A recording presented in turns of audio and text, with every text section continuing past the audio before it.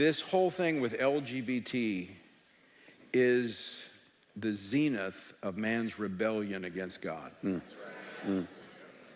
The Creator, who created us in his own image, we're saying, no, we will decide, not biology, not science, we will decide what our gender is. This is the zenith of rebellion against God. The absolute rebellion against God, the pinnacle, the peak, the worst thing ever to rebel against God is LGBTQ plus folks, huh? Let's get into that, shall we? This is Rebel HQ. I'm Sandee Lovas. So the atrocities committed in God's name, like the Inquisition, the Salem witch trials, residential schools, those weren't as bad as someone using the free will God gave them to express their gender and sexuality, which God also gave them. We're all made in God's image, so one would hazard to guess that being LGBTQ plus would mean we're all part of God's plan. But these two straight, cis, white men know God's plan better than others. Why? What gives them the authority to speak on his behalf? Oh, right, the straight, cis, white man part. I'm not a godly person. I don't believe in a god or gods.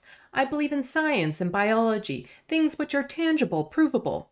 I'm also good at observation, and something I've picked up on with religious folks is how they choose to interpret the Bible. Some people use the teachings as a guide to their morality, something they can go back to in times of inner conflict. Nothing wrong with that. There's lots of good religious folks out there. However, some people already have morals that are hateful, bigoted, exclusionary, and they pick and choose parts of the Bible and interpret it in ways to justify their horrible behavior. It can't be their fault when a higher power says it's okay. And to men like these two, the zenith of rebellion against God are people who don't conform to the hierarchy they're comfortable with. Because without this imposed hierarchy, they're nobodies. They demand people fit certain roles because it's how they maintain the power and supremacy they enjoy.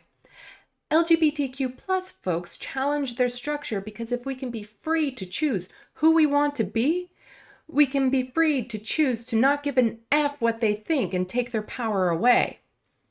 It's not the rebellion against God they're worried about. It's their irrelevance being exposed, that is. So they choose to interpret the Bible in a way that benefits them. I don't know Bible lore all that well, but let's see if there's another possible interpretation. Matthew 19, Jesus said, have you not read from the beginning that God created them male and female? Yeah. Jesus made very clear there are two genders, not 52, there are two. Let's forego the aspect that on face value, all humans coming from two white people, as depicted in Western culture, is a stretch. So we have Adam and Eve, two genders made by God. But really, it started with one gender, didn't it? Adam. God made Adam. Adam was lonely, so God made him a companion. God had the ability to make Eve out of anything. I mean, he's God. What he chose to do was take a rib from Adam, part of Adam, his DNA, his bones, and with only a few modifications, made Eve. That would suggest it was always in Adam to be Eve, and Eve has everything in her needed to be Adam, based on DNA.